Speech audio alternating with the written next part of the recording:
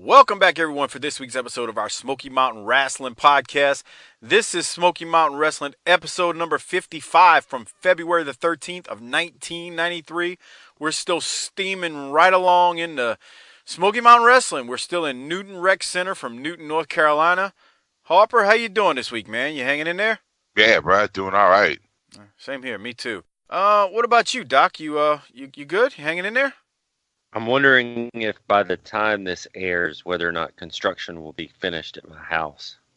I'm going to bet on the side of fuck no. We're building a new wing to Turner Mansion because it's a sprawling complex on multiple acres, so it's taken a while.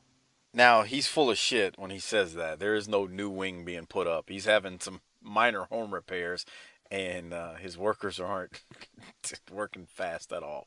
Alrighty. All because his wife was bored. Hire Mexicans. That's shit. That's my hey, we got a lot of we got Mexican patrons. They'll probably like that. They're like, damn right, we outwork honkies every day of the week. ¿Cómo está? ¿Cómo está? Trabajo. Estoy bien, pendejos. Okay. Let's keep it moving, man. So we jump into the episode, and Dutch and Bob Cottle. No signs from Dutch today, but Dutch does announce a special summit meeting with the stud stable and himself that will take place, and Tracy Smothers will face Paul Lee in the Beat the Champ TV title match. Doc, anything from the opening segment there? The Nature Boy is climbing the ranks.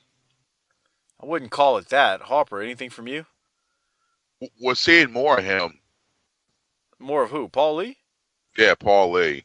He's been kind of just hanging around now since like episode 20 or so. I mean, yeah, it's just he's there to put guys over. Good for him. He's earning a paycheck. I'm not mad at him. We call that in the business we call that the menace roll.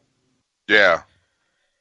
And we go from that to the Dirty White Boy and Ron Wright cutting a short promo. Here it is. Assholes. Fans with us right now. Here's the Dirty White Boy and, of course, his manager, Mr. Ron Wright. And, White Boy, I guess you might say this match that you got coming up, we could probably call it a challenge match because Reno Riggins is a guy that's ready. Well, first of all, Reno Riggins made the biggest mistake of his lifetime when he humiliated and come out here and embarrassed Mr. Ron Wright, which is a living legend in professional wrestling. Now, it's plain and simple. Here's how it's going to be. I'm going to start getting the just respect that I'm due, and so is this man right here. And Reno Riggins, I'm fixing to show you and everybody walking the face of God's green earth why I am the Smoky Mountain Heavyweight Champion. All right, there's the words, and we're going to see if he can live up to them. Let's go to the ring. Doc, thoughts on promo right there? When Dirty White Boy says he's going to show you why he's the champ, I have a feeling he's going to show us why he's the champ. Yes. And so again, the whole point there I'm making is that there wasn't anything super pop worthy as a line, but everything was solid. Yeah, agree. Harper, you? Yes, I agree. I think he's going to beat the crap out of Reno. Yeah. Just a hunch. Just a hunch. And then we go into it. It's Dirty White Boy versus Reno Riggins. I'm not sure why they titled it a special challenge match. I mean, maybe because Reno turned down Ron Wright, I guess. I don't know, but I digress. About the 7-minute mark on this thing in the episode, not the actual match, but the episode, Dirty White Boy is throwing some haymakers to Riggins in the corner that just look beautiful. It's at that point. You know what my note on that was? What? Dirty White Boy throws a nice left for a right-handed guy. He was flinging them, dude. It looked great. Harper, you know what part I'm talking about? Yes. I mean, I was like, damn, man. It looked vicious and real, and Riggins is selling it, and Dirty White Boy's rearing back, and it's, just looked really good. At that point, Tracy Smothers comes out, and he throws a towel in, and referee Mark Curtis calls the match. I didn't understand why they reversed the decision and gave the decision to Riggins after Mark Curtis, called the match. I guess because technically Dirty White Boy was throwing punches and you're not supposed to after you get a warning, but whatever. I thought I just those punches, man, they were just so beautiful. But Doc, your thoughts on the match and anything else there? Did you hear Dutch say he had never seen Dirty White Boy so vicious and brutal? Yeah. Well, he hung Hector Guerrero and hung Tim Horner. So maybe we have. It's just a hunch. If you don't remember, it was like episode 20 or 21 where Hector got hung by his own necktie by the Dirty White Boy. The other thing here that I thought was this was a nice way to get Smothers in the mix in front of him. They've teased it with the Beat the Champ belt. But that should have been done in front of a way bigger, hotter crowd. That crowd didn't. Yeah, dude, they were dead, man. They were. Well, I guess because this is like the third show there, right? Yeah. This is week 3 for sure, Mm-hmm. and I can't remember if there's a week 4 here because Corny has said that a bunch of times. I mean, he told us that I the hope other day. But they did like 3 to 4 tapings in each at the venue, so I think that's probably part of it. I mean, you got to figure, man. By the time you get to in a wrestling show, I was always a firm believer, man. 2.5, 3 hours tops, and that's from like opening match, not dark match. I'm talking about if you're running a show, you start at 7, you need to be wrapping up between 9:30, 9:45. I mean, any more than that. I think I heard Iceman King Parsons say one time, "We're selling them wrestling, not time," which is a great line. Shorter is better. Hit the tagline, Harper. Yeah. Book it, bitch. There we go. Let's go. Let's go. We're done. All right. That was good. That was Smoky Mountain Wrestling, episode 55, February 13th, 1993. We're done. Okay.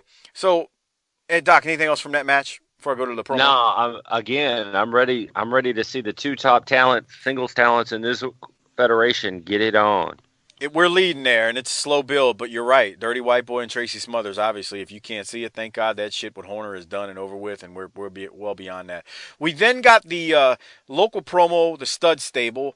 I was going to play this unless Harper, you, and Doc object. Harper, what do you think? Play it. Okay. Well, here it is. Beautiful Bobby Eaton, the Heavenly Bodies, taking on these guys, Robert Fuller, Jimmy Golden, and Dutch Mantell, the Stud Stable. I want to say Barberville, Kentucky is a great place for a fight.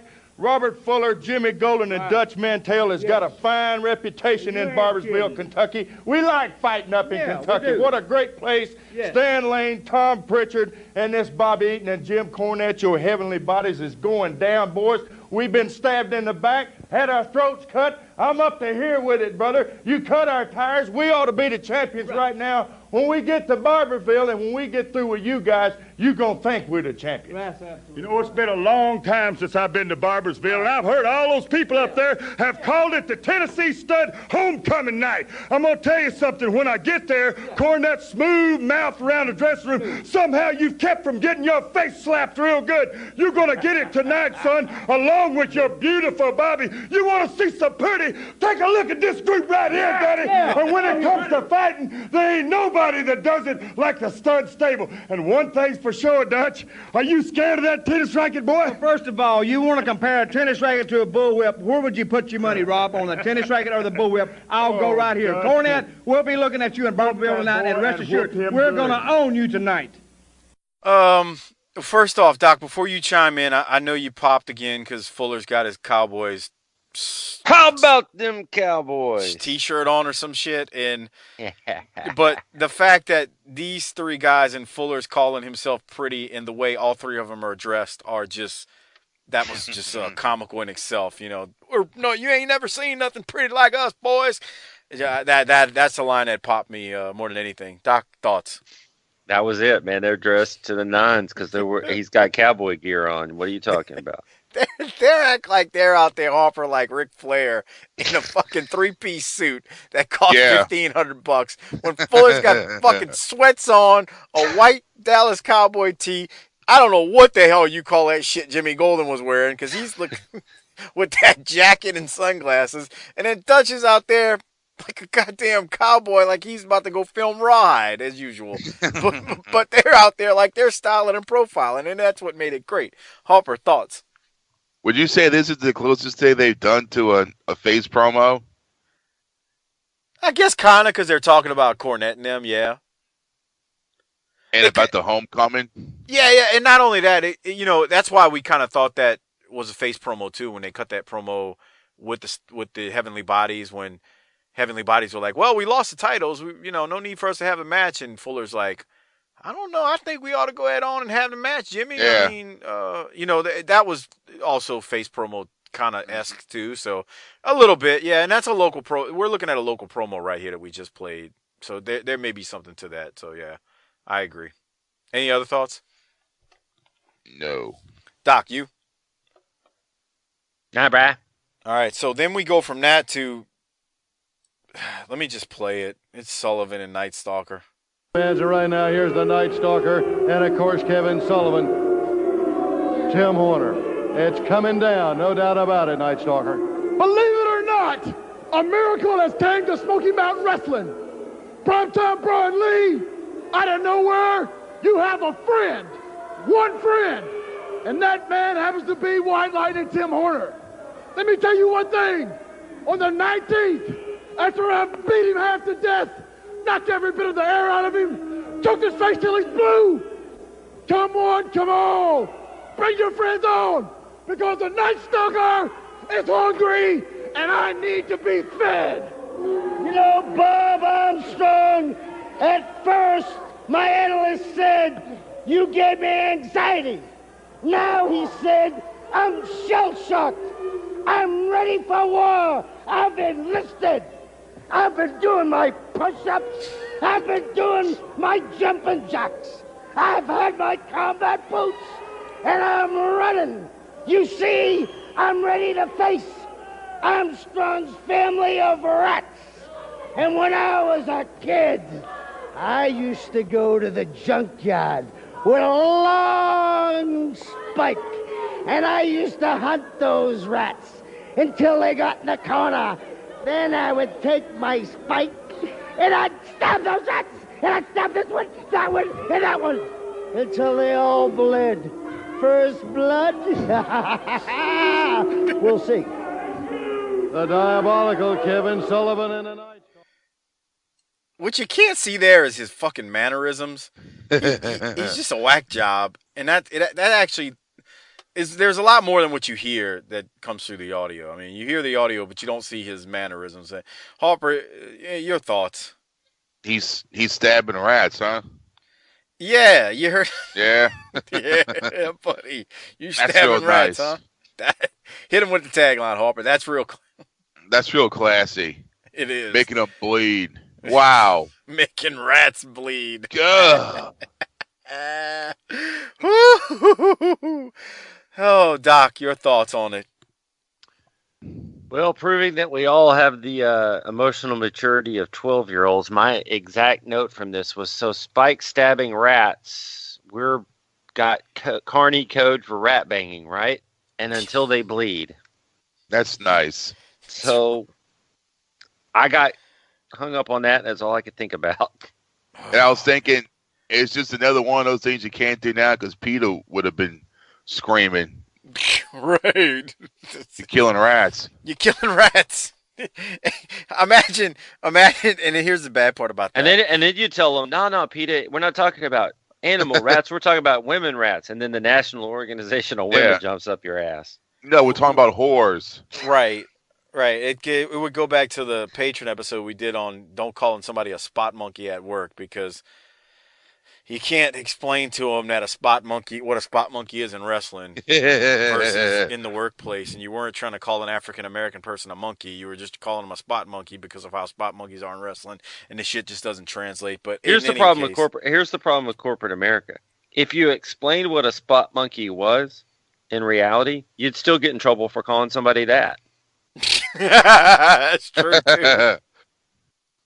You got a point, Doc. Yeah, that's true. Yeah, that was pretty damn insane. So, oh boy, okay. Well, we move along, and we have the next match. Sullivan was heading to the ring to face Bart Batten. It barely gets started when Sullivan gets DQ'd because Night Stalker gets involved. And then Sullivan breaks out the golden spike and proceeds with another attempted murder that is censored with the red X on the TV. Primetime Brian Lee finally comes out, clears the ring, but not before Batten is destroyed with the spike. The Night Stalker and Sullivan come back in as primetime. Brian Lee is trying to leave with Batten. More jobbers try to come out for the save, but that doesn't work. Tim fucking Horner finally makes a save with a fucking barbell in his hand. A barbell. We got a lot that happened here. Harper, I'll throw it to you first, because a barbell. A barbell. Next episode, he's going to come out with a fucking hairdryer. What a portable electronic unit attached to it. Well, everybody knows that we're waiting for him to come out with a fax machine. We got that from Corny when we talked to him last night, too. He repeated that story. Yeah, I love how whoever was doing this, working the X, has real bad fucking aim, because I saw the fucker bleeding. I love it. Yeah. I love the X. I love the bad aim. It's great. All right, so we had a really good thing happen here with Sullivan butchering another baby face, which was good. I'm good with that. Yeah. And then Tim Horner ruins it by running out with a barbell. A barbell, Doc. A barbell. Like, okay. We haven't talked about this much, but what are you gonna do with that, Horner? It's like Triple H's sledgehammer, and also you're gonna kill it. Right. And it's like Janice that Abyss used. I mean, if you really wanted to hurt somebody, you could kill them with those things. Why? But why? A barbell. Really? What are you gonna do when he's laid out on the mat? You're just gonna drop it on his skull? Because I mean, if you really wanted to do some damage, that would do some damage to a human being. You stupid idiot. Don't discount the fact that maybe he was just in the back lifting a few weights and went, "Oh shit, I missed my cue," and then just without thinking about it, ran out there with his barbell. We're talking about a guy who handed back the belt with a little kid. Yeah. Well, you heard what Cornette said. He didn't think anything. He didn't think he did anything wrong there. Yeah, Harper, you haven't heard it yet, but Cornette said he walked to the back and he was like, "What the fuck, Jimmy? I mean, what?" He's like, "You stupid motherfucker!" He's like, "Fuck! What the fuck, man?" And Horner's like, "Well, I didn't think. I mean, I didn't think it was a big deal. You stupid fucker." I can't do Cornette when he said it, but oh man. Okay, can we move on to something better, Doc? Please. Yeah, and I'll repeat. And I want to get you real quick from you two. Wasn't this this was good until that, right? That whole match and segment. Yeah. Yes, he ruined it. Everything did exactly what it was supposed to do until he showed up. It shows up with the barbell. And, he killed the hard on. He fucking ruined it. Yeah, man. I mean. For last night, and I know this will have already played for the audience, but I feel like Harper should hear this. Yeah. Last night, when we talked to Jim Cornette, he compared Tim Horner at two different points. One time he compared him to Vince Russo, and at another time he compared him to Donald Trump.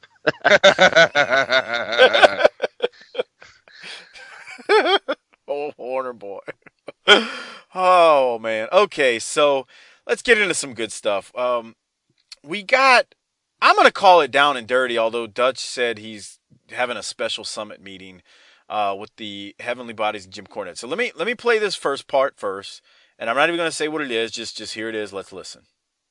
With Dutch, I'm Dutch Mantell, and unfortunately you're not. But in one of the most serious breaches of wrestling etiquette in wrestling history, the feud between the Rock and Roll Express and the Heavenly Bodies has spilled over into other areas, other federations. Now, recently on a WCW TV taping, the Heavenly Bodies invaded WCW TV taping looking for the Rock and Roll Express and the head management of WCW. Let's take a look at it now and draw your own conclusions. Big executive, huh? Big man, big vice president, big cowboy Bill Watts. You got a problem with the phones, huh, at CNN, huh? You got a problem with the telephones? You don't want to talk to Jim Cornette? I walked out on this stinking company for less than you. Let me tell you something. I got a problem, and I'm going to explain this. As a matter of fact, I'll tie one half of my brain behind my back where we'll be even, okay? I walked out of here and so did Stan Lane 2 years ago because the people that run this crummy, stinking company tried to make the Midnight Express look like a bunch of idiots. I hated Jim Herd with a pea-purple passion, and I ain't too warm on you. We left. We took and we found Dr. Tom Pritchard, and we formed another tag team, the Heavenly Bodies, and we went to Smoky Mountain Wrestling, where they appreciate wrestling talent. And we became the tag team champions of Smoky Mountain Wrestling. And then all of a sudden, like some kind of cancer, the Rock and Roll Express reoccurs. And they come and they steal our tag team belts. And before we can do anything about that, I'm sitting at home in Knoxville, Tennessee. I'm watching television, and I turn on in front of God and everybody on national TV. You're showing a bunch of videotape of the Rock and Roll Express beating our brains out. Well, let me tell you, shut up. Let me tell you something right now, Bill Watts. I ain't going to stand for it. I broke up the Midnight Express because I didn't want TBS to make them look like idiots. And I'll be damned if I'll let you do it to the Heavenly Bodies and we don't even work here. So I called Beautiful Bobby and brought him back to the phone, a man you've misused and abused for 2 years here. And we got our tag team belts back. And now what I want from you is a public apology, Watts, to all those people that you showed that videotape to. I want a public apology for trying to embarrass us, make us look like clowns. And if I don't get it, then brother, I'm gonna file suit.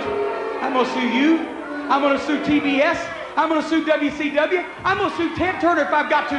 But I'll raise such a big stink about this that before it's over with, you're gonna be swabbing out toilets in CNN and popping popcorn in the TV. First of all, sissy, keep your hands off of me, because I don't want to have my blood tested. Now let's straighten one thing out. You've run your mouth. There's a lot of people I'd apologize to, but you're not one of them. Everything we showed on this program, we had all the releases and all the clearances, and we've been working hand in glove with Bob Armstrong, who's the commissioner of Smoky Mountain Wrestling. You're the biggest mouth there, but you don't carry a lot of weight. Wait a minute. You do carry a lot of weight. The next time you butt in on our show, I'll have Doug Dillinger and Atlanta's Finest walk your big butt right down to the Crossbar Hotel, and we'll put you in jail. I'll tell you who you ought to put in jail. You ought to have the Rock and Roll Express arrested for murder. They came out here last week and killed your ratings. You bring them out here like Henry Kissinger at a steak dinner, sitting them there, slapping us in the face. They're losers. We beat them.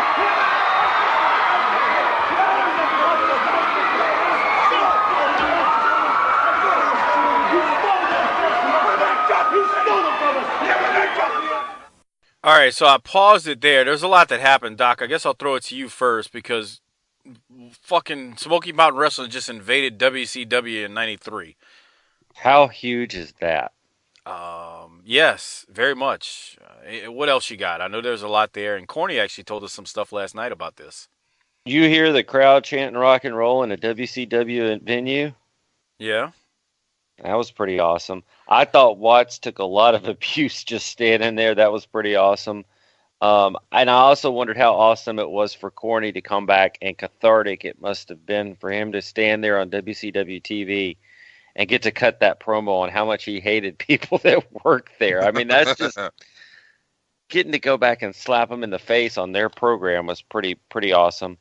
Yeah. And just awesome. And you're going to get there in a minute, but awesomely surreal to see Smoky Mountain Wrestling on WCW Saturday night with JR doing play-by-play.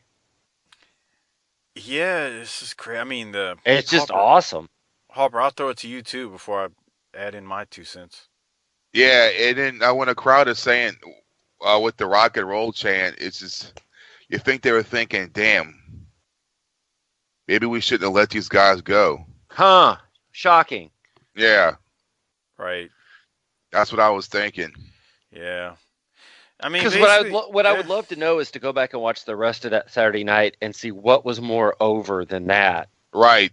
So Nothing. Then you're the suit going, well, how come the highest thing on our goddamn show wasn't even our wrestlers? Mm-hmm. Yeah, and you know the other part too about it, I guess it makes this part so good is you got all these guys here who are well known.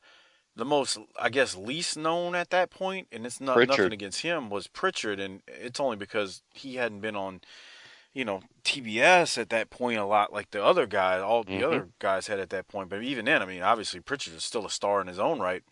It just was really weird. I mean, you see this thing. I mean, this all goes down. So let me tell you what happens after that point. They have a match, and what you heard there is Cornette finding someone to bitch to before the match, and Watts telling him quit crying like a sissy and go settle it in the ring, and that's what they do. Hey, last week I said that Corny was starting to look like he's putting on weight. Apparently, Bill Watts noticed too.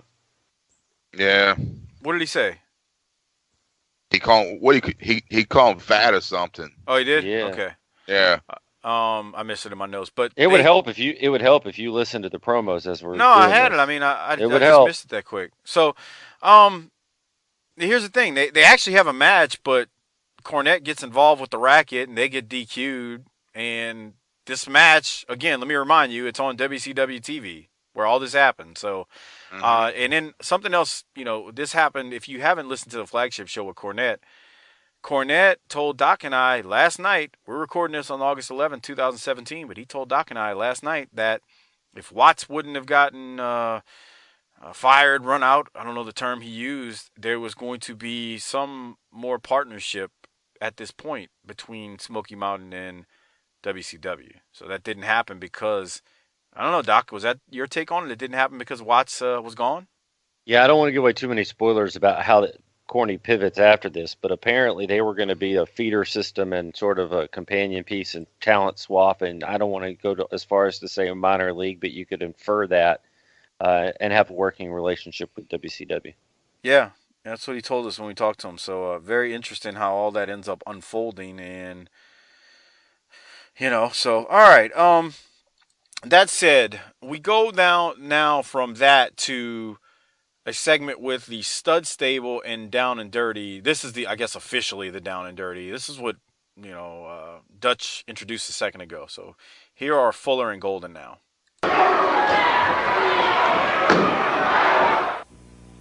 Okay, fans, you saw it. Now, they've had their say. They've done what they want to do now. Special summit meeting of the Stud Stable, Robert Fuller and Jimmy Golden. Jimmy, your comments on the situation now. Well, I'd just like to know what's going on. The Heavenly Bodies, the Rock and Roll Express, they go off to other promotions. They're with other organizations. They're not paying a bit of attention to the Stud Stable or what we got to say.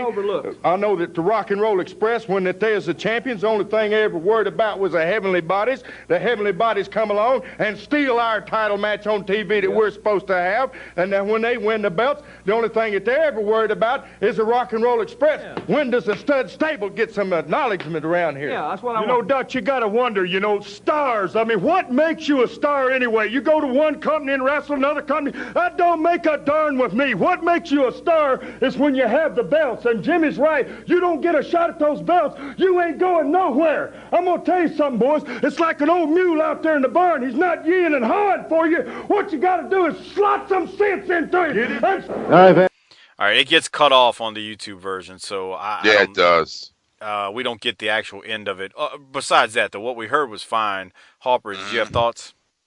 They're saying the truth. How come we're not on goddamn fucking WCW?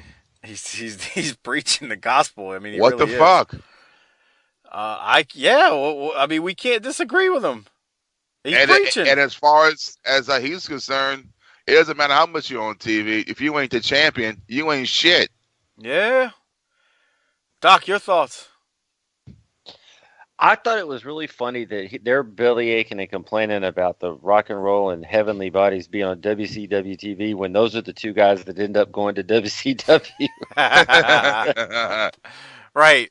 We didn't know that at that point if you're watching it in '93, but you can look back now and say those two actually end up in WCW. Right.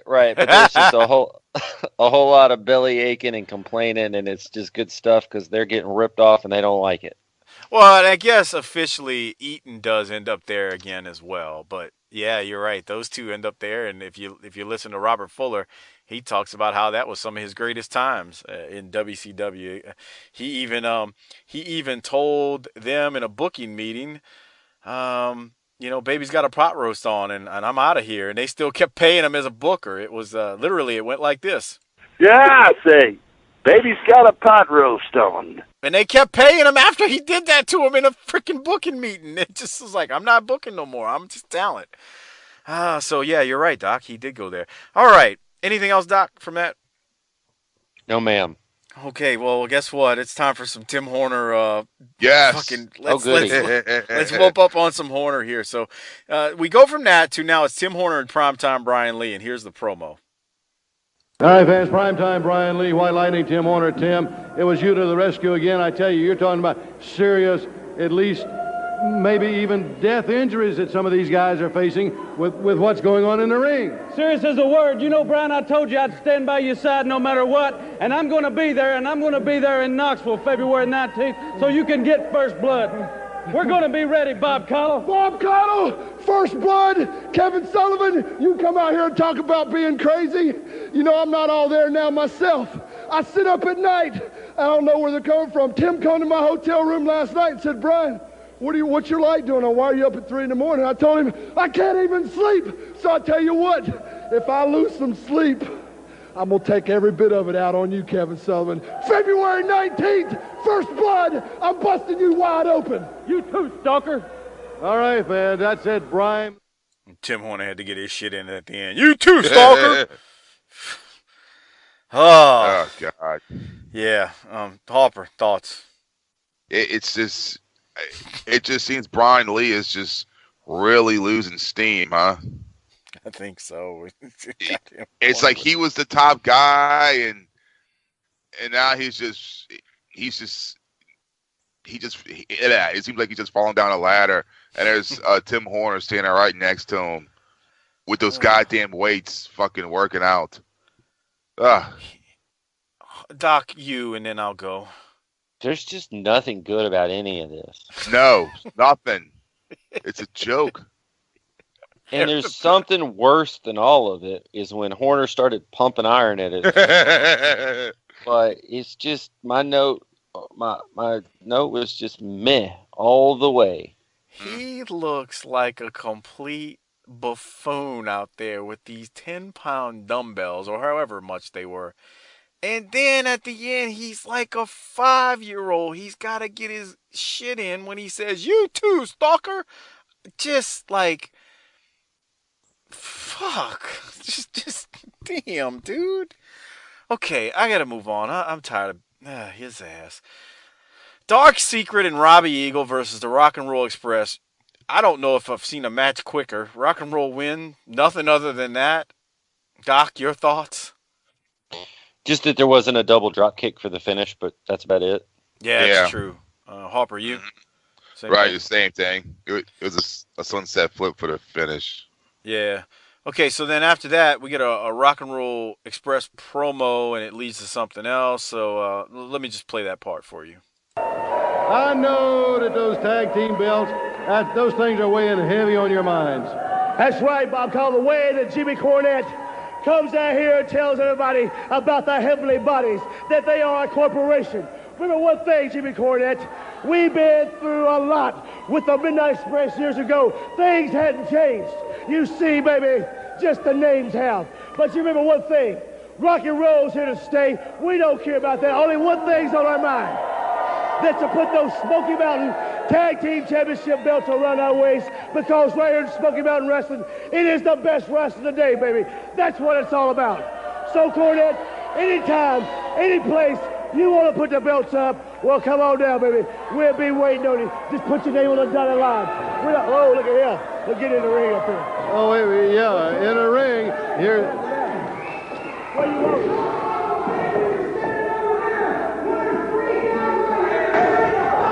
You two little pipsqueaks. So if you want to get your butts handed to you and your teeth knocked so far down your throat, you'll be past them for days, then come on up here in this ring right now. What's the matter? Are you stinking scared? Jim, they're outnumbered. There's only two of them. There's only two of them.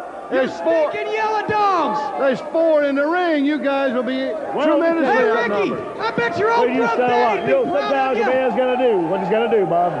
The way it is. Oh, they're going to get it on. They don't care about the numbers as they go fly. All right, I'm going to say something in, Doc. I'll throw it to y'all. I understand babyfaces wanting to be brave, but this is a suicide mission. I mean, you got 2-on-4 now. In rock and roll, credit them. I mean, they don't want to look weak, so they do run in there. But I don't know. That kind of that's what I thought when I saw this. Doc, I'll throw it to you first. Just Morton was hot, so I guess that he let his heat get the better of him, and like you said, they went into a place where they probably shouldn't have gone. Yeah, right. Harper, you same thing? Yeah, right. It's just suicide. I agree. So the rock and roll get in there, and they actually get a little bit of offense at first, but I mean they're overcome pretty quickly by the Heavenly Bodies. But then the Stud Stable and Dutch hit the ring with chairs, and they start whooping on everyone with folding chairs.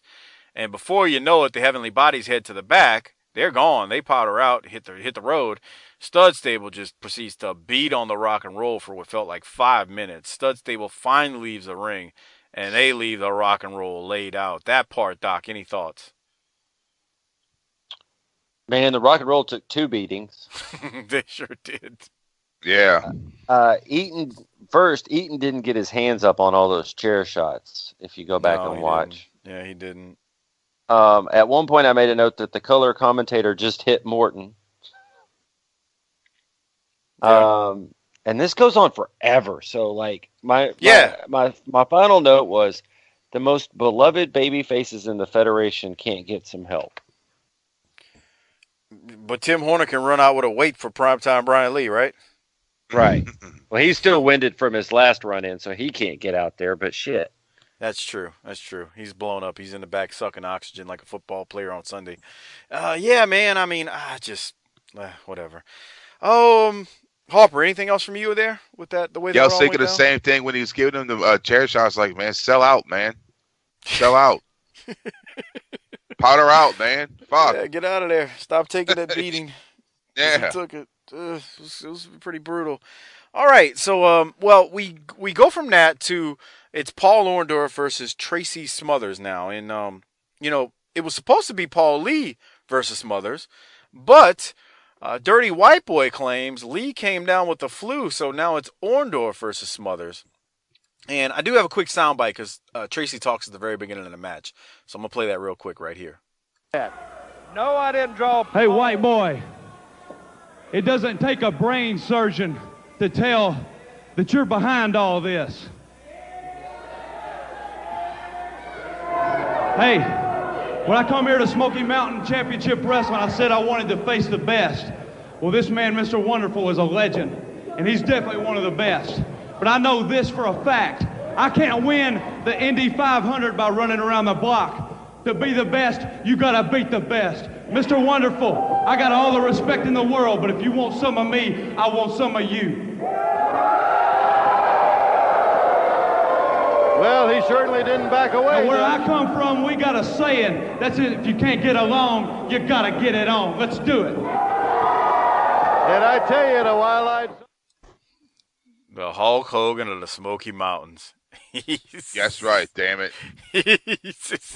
People. I know that's a small crowd, but everything he said there was like, look, man, my goal, he didn't say this, but my goal is to be Smoky Mountain Wrestling Heavyweight Champ. I'm going to be that. I'm going to do it.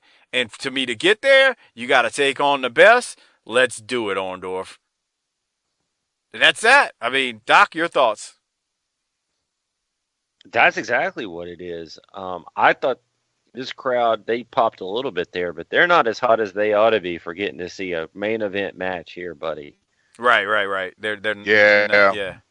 But again, it's like Harper. We talked about this earlier. This is the third TV taping, so they're probably 3 hours into this puppy by then. Yeah. And I was thinking before I started watching this, I was thinking, where's Garvin been? And where's Mr. Wonderful? So it was good to see him back. Yeah, I can't remember, but I think Ronnie Garvin might be gone. I mean, what happened to his robe? The whole robe thing. Well, if you notice, he's been wearing the blue robe out there now. Yeah. I think Garvin's gone. I really do. I think at this point Garvin is done with Smoky Mountain.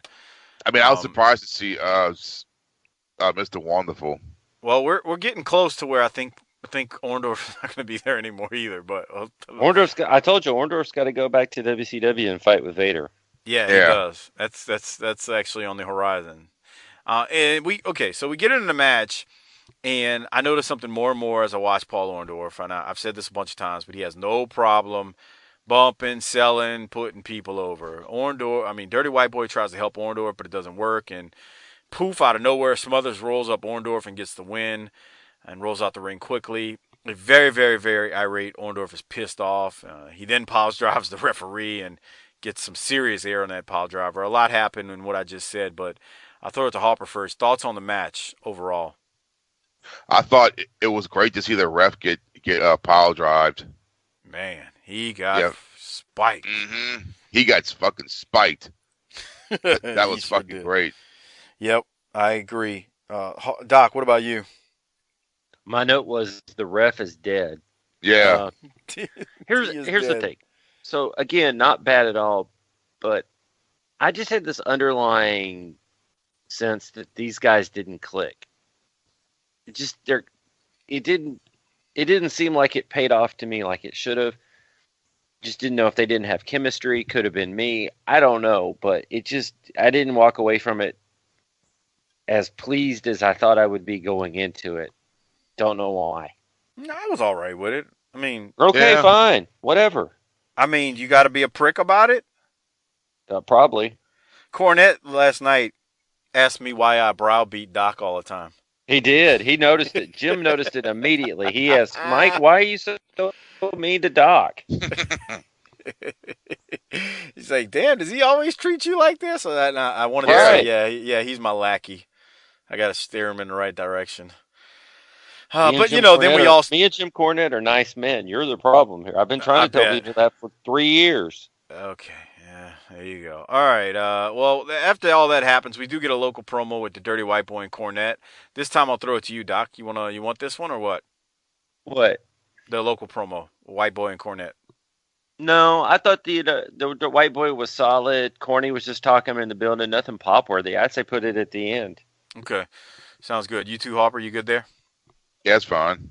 All right. So, as we said a second ago, we had, Tracy Smothers out there working a match. So Tracy now is going to respond to what just all went down. So here it is.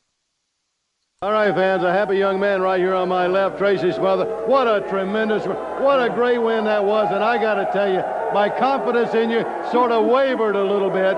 You were up against tremendous odds. Boy, I tell you, it's hard enough to face any opponent, but when you're not prepared for an opponent like Mr. Wonderful Paul Orndorff, Mr. Cottle, that was the biggest single win I've ever had in my career. I say that, and winning this TV title over the Dirty White Boy, that's the two biggest wins I have ever had. I didn't see what happened. I was too late. I can't believe what they did to Daryl Morris. I hope he's all right. They piled over. There's no sense in that. This is professional wrestling. I mean, I'm out here to be the best I can be, and I feel good that I can look in the mirror and I'm being the best that I possibly can. Wait a minute. Hey, I'm going to tell you what's the matter with me. You come out here bragging, saying that you're going to get a $5,000 bonus. Well, let me tell you something, Mr. Smothers. There's no way that you will get $5,000 as a bonus because I'm personally going to see to it. And as far as turn around here and face me, boy. And as far as I'm concerned, you getting a shot of this, it'll never happen, bucko. Hey, White Boy. I'm not that referee you guys just pile drived right in here. There ain't nothing between us but space, man. You want some of me? Me and you can get it on right now, big boy. And you can shine that belt up and getting it looking real nice because I proved to these folks all over the Smoky Mountain area that I'm capable of being the #1 contender. And by the good grace of God and the support of all these people right here and the millions of people watching this TV, I'm going to kick your and I'm going to take the Smoky Mountain Heavyweight Champion because I'm a Southern-born, Southern-bred thoroughbred, born out in the volunteer state of Tennessee, and I volunteered to kick your butt like your mama should have done a long time ago when they called you the Dirty White Boy. Well, all I got to say to that, Mr. Smothers, we'll see. Ooh, all right, fans, there you have it. 1 to go, 1 win to go, that's all. He vows you'll never make it. Hey, Mr. Cottle, I'm $1,000 richer. I don't care what that geek right there says. I got one more match to win. If I can win it, I get $5,000, and I can pay off my camper. I can buy a new motorcycle, and I can do the biggest party that the South has ever seen. 1993 will be the year that the South shall rise again. Thank you. All right, fans, that's going to wrap it up for this week. Don't forget, next week. I want to go to the biggest. I want to go to the biggest party the South has ever seen. I'm gonna buy me a motorcycle. Gonna pay off my camper. Pay off my camper. Thank you, Harper. I couldn't find it. He just said it. So we got a lawnmower, pay off the camper, buy me a motorcycle. Oh boy, Tracy's on it. And I'm gonna throw the biggest party that the Smoky Mountain's ever seen. Holy shit. Oh shit. Oh, Doc, throw it to you first, because you couldn't hold it in at the end. You were popping. No, and the only thing I did not like out of that is when Dirty White Boy called him Bucko. It was just an old Happy Days 50s horny kind of thing. But Dirty White Boy stood there and no sold Smothers rap. Smothers rap was great. And then it's like, dude, how far can you stretch $5,000 with a new pay off your camper and a motorcycle and the greatest party the South has ever seen? Really? Well, I mean, what's that equal nowadays? $1 million. Stuff was definitely less expensive, but you know, it's probably what 5,000 is probably what 6,300 today, maybe. Yeah. All right, that's what you say. A motorcycle's more than that. Shit. So I've never ridden on a motorcycle in my life, but I know that they cost more than that. How much did you say it was? 5,000 in today's dollars? I don't know, 6,200 maybe. Yeah, okay. About that. All right, so I just did it in the inflation calculator, and it's between 59 and 6,200. Actually, it's in July of 2017. That much money when he's saying this ends up being $8,582. That's not right. I'm just telling you what the calculator showed me. I just gave you the right number. Okay, well, here's the other thing I need to tell you about that too. Remember, I know that's what it is today, $8,000, but in 93, you could get a decent motorcycle for, if he's talking about it like a dirt bike or something, I mean, for pretty cheap, a used one especially. So, or you could even get a crotch rocket back then for probably about 4,000. So now that doesn't leave you much left over for the party and paying off the camper. I'm more interested in the party. That I don't give a two shits about the motorcycle or the camper. I want to go to the party, dude. I bet you do. Oh shit, that was interesting. So good stuff there. Let's I'll do the disability checks now in a second, but I do want to thank the patrons. tinyurl.com/BTT patrons. Thank you for all your support. Please consider becoming a patron and support the show on an ongoing basis. It really helps out the show, helps me pay the bills for the show, so thank you very much. Again, it's tinyurl.com/BTT patron. Hall of Famers, Justin Rasmussen, at ShepDaddy32, at USC 49ers Dodger, at Gerald Green III, at T-Hog94, at SV Padgham, at Martin Howell 71, at Tim Morecci, Codeman 822, at Godbold Unreal, at Unconvinced Ray. Go follow them. They are Hall of Fame patrons. We appreciate their support of the show. Let's do some disability checks now. I'm not going first. I went first last week. Doc, I'm going to throw it at you first. What are you going there with disability checks?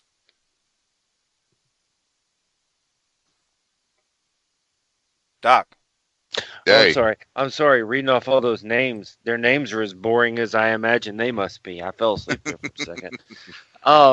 Disability checks. I thought this was a better episode than last week. Jesus! Will you stop? I thought this was a better episode. Are you done? Than, doesn't it sound like it? Proceed. I thought this was a better episode than last week. Again, we're still building some things. I did do a little bit of quick research towards the end of the episode. It does look like Ron Garvin is gone from the promotion at this point. We do have a couple of people that are, we're a couple of months out, but on the horizon, and I don't want to give away too many spoilers, but I'll tell you that the Honorable Bobby Blaze is starting to get warmed up over in the bullpen to come in and pop the territory. But anyway, this was a good episode. I'm going to give it a 7.5. You're fucking crazy. Harper, what are you giving it? I'll give it an 8. A nice solid 8. I'm going 8.25. You lost your mind. Well, I don't know what to tell you. Sorry. Okay. What are you gonna do? What are you gonna do when New Jack hits the scene? I'm gonna go to tinyurl.com/BTT Amazon and see if I can find any Smoky Mountain Wrestling New Jack paraphernalia or videos on there, the things that may be missing or things that I can get a hold of, even though I know the WWE technically owns it. But that's what I'm gonna do. So please do the same. Well, if you're gonna talk like New Jack, you may want to go on Amazon and buy yourself a New Jack brand bulletproof vest. Okay. For safe travels for the black man through the Smoky Mountain area. There you go. So hey, I kind of weave that in, but please use that tinyurl.com/BTT Amazon. It's a great way to support the show. Doesn't cost you anything extra. Whenever you buy things using that link on Amazon, get a little bit of kickback in return. Helps me out. I pay the server that hosts the show, all that good stuff. I appreciate it. So again, it's tinyurl.com/BTT Amazon. Check it out and use it. Give it to your wives, girlfriends, parents, whoever uses Amazon. Give it to them and your family and tell them, go buy some stuff there and always use it for us. Okay, Government Cheese Award time. Doc, yours is not going to... Everybody knows what yours is right now because you told Jim Cornette last night what it would be. Sure did. I was going to take the opportunity when I had it to tell Jim Cornette that he actually got to win Government Cheese. He liked that. We're pretty sure he went out and told Stacy, "Hey, I just won Government Cheese," and she was like, "What the fuck are you talking about?" Yeah, we were wrapping up with him when Doc was telling him that, and I said, Jim, I'm happy thanks for your time and whatnot. He goes, yeah. He said, in a second, the queen of the castle is gonna yell up here that dinner's ready. So we think he went downstairs and told Stacy that he got the Government Cheese on this week's episode.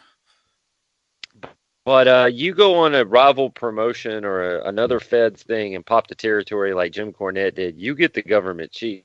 That was awesome.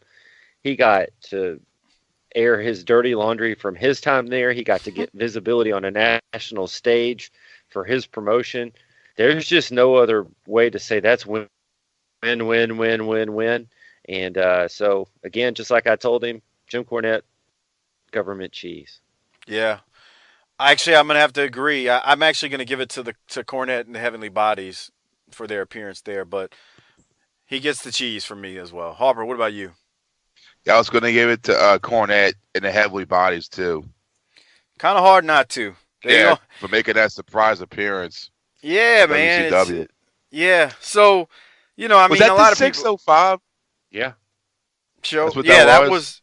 That was. It was in the 93, but yeah. And those episodes aren't on the network yet. No, they're not. But we'll cover that one in 2024. I'm sure they'll be up on the network at some point. But now, Harper, were you still watching? You had checked out by then, right? 93? Nah, I don't think so. Yeah. It was. We'll see, but I want to. They'll put those up, and we'll get to it at some point. That's the best part about classic wrestling. There's a lot out there to talk about, so we'll eventually get there, and once they put it up. But as for right now, the flagship show, if you're not listening to it, you should be. We're in 1986, and we're having a goddamn good time. We'll say that. Okay. Lastly, I want to shout out the Wrestling Podcast About Nothing. They do 2 shows a week. Search WPAN wherever you get your podcast from, and their show will come up, covering the current scene, indie scene, sometimes classic scene as well. Do some good stuff between the Kingpin, Brian Malonis, and Mike Crockett. They handle things there. So, and then I want to thank Joe Stassi from Old School Pro Wrestling Lives on Facebook. Go check out his online community there. And follow us on Twitter at BTT_podcast. I'm at Mike504 Saints. Hardbody Hoppers at CJH Houdat. Check them out. And the Facebook page is facebook.com/booking the territory. Click the shop now button and purchase a Pro Wrestling Tees t-shirt while you're there after you hit the like button on Facebook. If you missed any of the links that I just mentioned, they're all in the show notes. Check them out down there. Again, the Amazon link, the Patreon link, it's all there. So Doc, you got anything else before we get out of here? Nope. Nope. Harper, what about you? Anything? You want to plug the Vimeo Wildcat? Yeah, go on Vimeo on demand, $5 a month. Y'all scream about wanting an alternative product. Well, here it is. $1.25 a week. Don't be cheap. Harper 15 saves you 15%, man. Yeah, use the promo code Harper15. Here's the other thing about that too. Just for nostalgia purposes, Harper belted this out about a month or two ago on the flagship show. So here was his other way to sell the Vimeo channel to you. Here it is. Yeah, so like all you shitheads that like always message me, how can I watch this if I don't live in New Orleans? Here's your chance. It's fucking $5 a month to subscribe. Fucking $5. That's like 5 cans of Spam for y'all. So go to Vimeo.com, Wildcat. You can watch all our shit. It's $5 a fucking month. That's how you ask for somebody's money. You insult them, right, Harper? Good job. Well, I mean, it's true. All these people message me like, how can I watch this? Here's your chance. Vimeo.com, Wildcat, $5 a month. It's that goddamn simple. Doc, I keep forgetting to clip the part that you want me to clip. What part do you want me to clip? Listen up, all you shitheads. Because that has use in lots of other places than just that ad. And also, I want to know, how do I subscribe? Vimeo on demand. What do you mean? How do you? It's subscribe. He says subscribe. I don't know what that is. Okay. Fucking Cajun. Nice. You fucking Cajun hillbillies. Yeah. Yeah, okay. Oh, boy. All right. That's going to wrap things up for Mike and Doc and Harper this week from Smoky Mountain Wrestling, episode 55, February 13th, 1993. Harper, hit the tagline and get us out of here. Book it, bitch.